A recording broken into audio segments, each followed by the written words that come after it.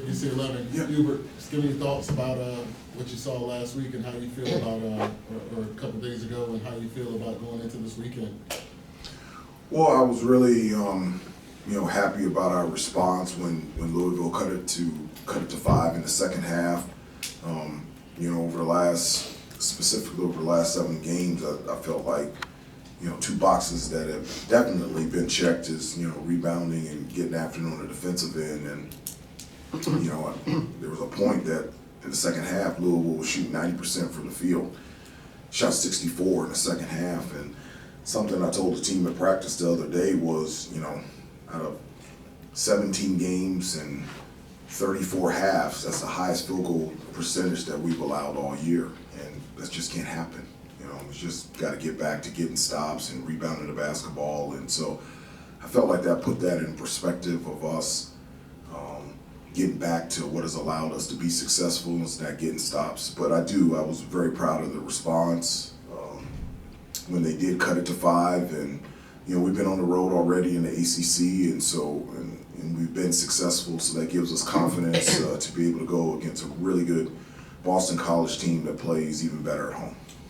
Just to follow up, did you see that particular spurt as a lapse or something that you'll keep having to harp on, or you think that was just a kind of one-time thing for the guys? Well, I think it's something that you always have to continue to preach about, the importance for us to be tight defensively and rebound the basketball, because that ties into the offensive end and allow us to get out and transition. And it's just something that I think you can bring every day.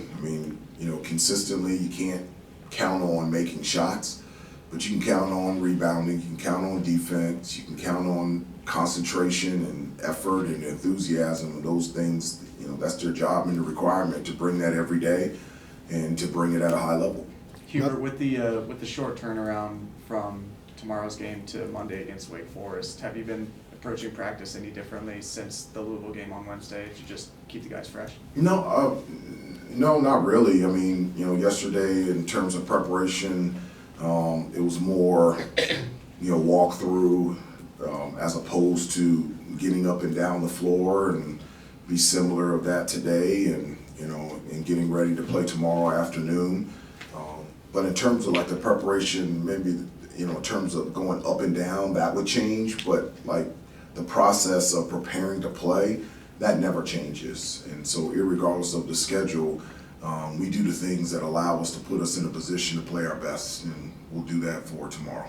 Going back to what Traylon asked about the stretch the other night when they cut it down to 5, when you're in the midst of a 7-game win streak and a team is playing as well as they have, obviously you don't want to see those stretches, but when you have them, are they really good teaching points that you can use with the team that has won 7 in a row? Oh, it is. In the huddle, I specifically said I'm not upset that we're in this situation. I'm upset how we got to this situation.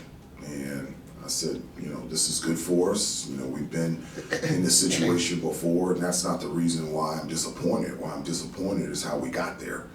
And I just felt like defensively we were sloppy in our rotations, the way we were playing ball screen defense, getting over screens, talking on defense, and because of that, that allowed to give life to Louisville and be able to cut it to single digits. And so I specifically said that during the huddle. 17 games in, and staying on that, is one of the things you're pleased with about this team is their ability to respond in those moments, that when you bring them to the bench and you say, look, we got to stop this, put the kibosh on this and fix things. They've been able to do that most of the time? Yeah, they have, and that's something that I've been really proud of them about, but also they're poised. They just don't seem like they panic out there, and so it's just there's a sense of urgency and awareness of tightening things up and making sure that we're making the right plays and we're being in the right places. But there's also a poise about it, a calmness, a confidence that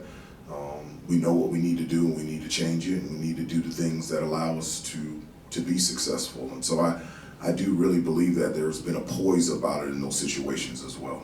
When you think about the non-conference schedule, specifically those games against UConn, Kentucky, what do you think that's done for your team in terms of preparing them for the ability to have poise in situations like that? Well, I think I really think our non-conference, the diversity of games and teams that we played and the level in which we played, I really do think it has helped us, because one, we had success, and two, there's, in terms of style, there's not really much out there that we hadn't seen before in terms of individual, players and styles and defenses. And so, going into conference season, it does give us confidence that, we've gone against whatever we're trying to face, whatever particular night. And I really believe our non-conference schedule has really helped us move in trying to be successful in conference play. When you look at Boston College, what kind of challenges do you think Quentin Post could present just with his size and also his ability to stretch the floor and shoot? Yeah, I mean, that's it. I mean, like, he's a big that can score consistently around the paint, but, I mean, he can shoot the ball from the outside. It's not just maybe 1-3 a game. For example, the Notre Dame game, they don't win without Quentin Post. He hits 3 threes in the last 4 or 5 minutes of the game, and, I mean, game's over. And so his ability to, off of ball screens, DHOs, to be able to pop and be able to shoot 3, that's different. We just don't play many guys that at that size can shoot the ball from the outside and be that effective. So it stretches you out defensively. There's things that we're gonna have to tweak and pivot and alter and change to be able to defend that, but he can also score consistently down low in the paint, and that's what makes him one of the better players in our conference. Is this a similar challenge for Armando that PJ Hall was? Yeah, that's a very good comparison. PJ can really shoot the ball from the outside as well, and so it will be for Armando, for Jay Wash, for James, just their ability to be able to guard them in a post, but also be in position to contest their 3 and not let them be a factor from the outside. And also, Quentin Post can pass too. They put him at the high post, and he's a terrific passer. Zachary's the leading assist getter, but second is post. That's pretty cool.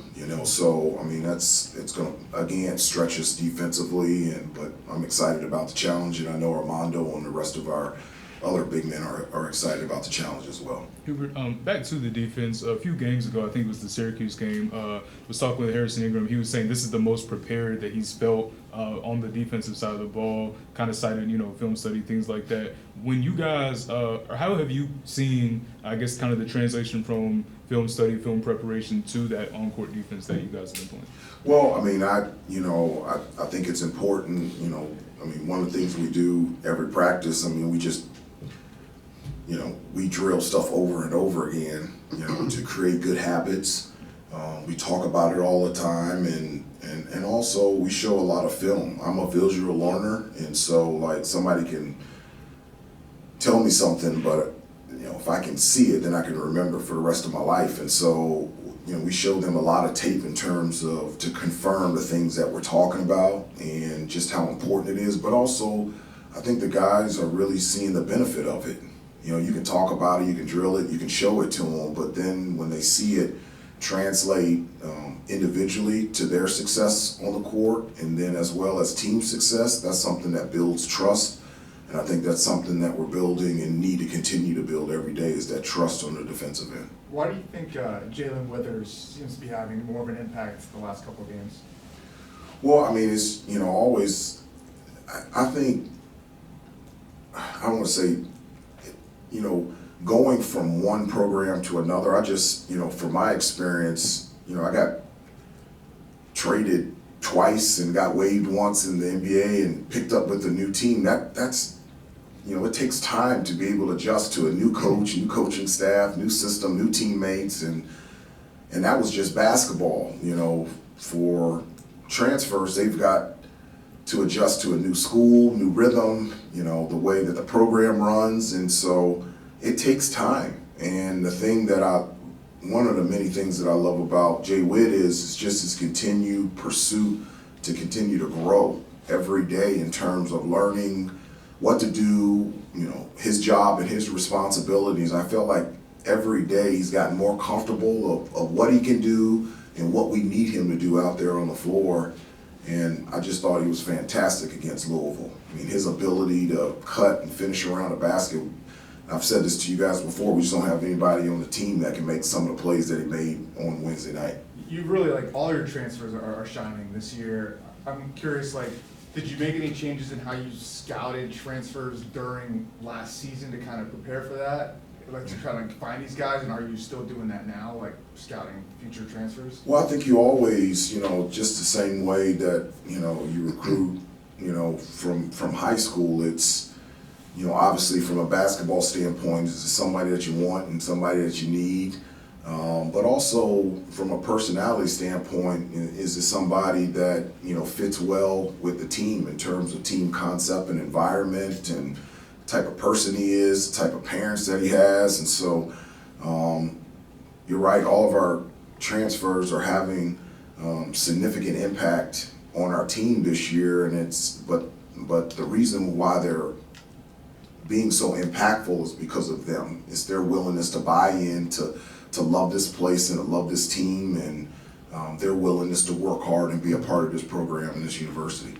You mentioned Zachary before. I mean, he's top 5 in the league in assists and assist to turnover ratio. Yeah. What is it about him that makes him so effective? Well, he's tough. I mean, he's tough, and he's physical and he's very confident. He's a terrific driver that can draw fouls, and he's a big guard that can post up. He can also knock it down from 3, and so he's been there before, and that's going to be a challenge for us. He's the guy that starts the offense and finishes the offense, and so we've got to find a way to disrupt that so that he's doesn't feel comfortable out there to be able to make those plays and get it to his teammates. But he's one of the better point guards in our conference, and he's done it for a while, not just this season. It's kind of a two-part question here. About a month ago, rebounding was such a point of emphasis. You talked about it. You just spilled it out there to us a couple of times how it had to get better. It has. So the question is, how much better can this team get, and is there another area that needs to be emphasized similarly to how rebounding was a month ago, that in order for you guys to get to that point, you guys need to get better in that area? Well, I think you can always improve and get better, especially, defensively and rebounding, from a defensive standpoint, just being able to protect the paint and one area that I'd like to continue to improve on is defending without fouling. It's a big piece for us to be able to dominate points in the paint, attack the basket through post penetration, offensive rebounding, and allow us to get to the free throw line. But for us, can we defend consistently and defend without fouling and putting teams on the free throw line? Because that's a free throw battle that we want to win every game. And in terms of rebounding, the thing that I like is at the beginning of the season I kept saying it's not an Armando Baycott rebounding game, it's a UNC rebounding game. And now Jay Witt is rebounding consistently. Harrison has been terrific on the boards.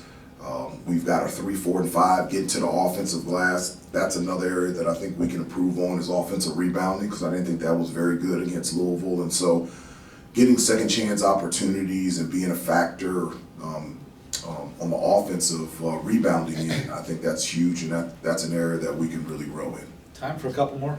Do you feel like BC is better than kind of their record indicates? I think BC is really good. I just do. I think they're extremely well coached. I think they're tough. I think this year they can score easier and better than in previous years, and so alongside of their commitment to defense and rebounding as well, I just think they're a good basketball team, and we're excited about going up to Boston and competing against them tomorrow afternoon. Obviously, the last couple of games haven't been quote unquote low scoring, but the ones I guess that you guys have had in different environments, things like that, what do you think's kind of been the common denominator that allows you guys to kind of get on top in those particular games? I guess if you think about the Clemson State, the ones like that, what do you think's kind of been the common denominator that allows you guys to get the advantage in those? Well, I mean, obviously, we want a fast pace, and we want to get out in transition, and there's a pace in which we want to execute on the offensive end and transitioning from defense to offense. But there's times where you can't dictate that, and the pace is much slower, and Again, those are the things that you have to adjust to in order to become the best team that you can possibly become, because you're playing against different styles. And so for us to be able in a low scoring game to be able to still come out successful also gives us confidence that we're in those situations. We can still execute, we can still get stops, and we can still do the things that allow us to be successful. When you talk about buy-in of the transfer players, like if you think about your stars in terms of Harrison, Cormac, Elliott, what do you think has impressed you the most about their game? Like if you think back to where they were at the start of the season to now. I wouldn't specifically just, I guess the thing, and I've had this conversation a number of times, I've just been a part of a number of teams, not as a coach, just as a player, and it's very rare to have a group that, and I've said this before, that just genuinely enjoys being around each other. It just works. I think all of us in our regular lives, there's just certain people that we just get along with and just enjoy being around, and got 14 guys in the locker room that just genuinely enjoy being around each other. I mean, it's just, and it translates out there on the court. I mean, if they're going out to dinner, all 14 are going out to dinner. If they're going to the movies, all 14 are going to the movies. If they're going bowling, I don't think they bowl, but maybe all 14 are going bowling, or it's just their personalities fit together and they work. And I really believe that's something that you just don't know if it will or not. It just happened this year. I guess building off of that, like, was that something that you had any worries or doubts about?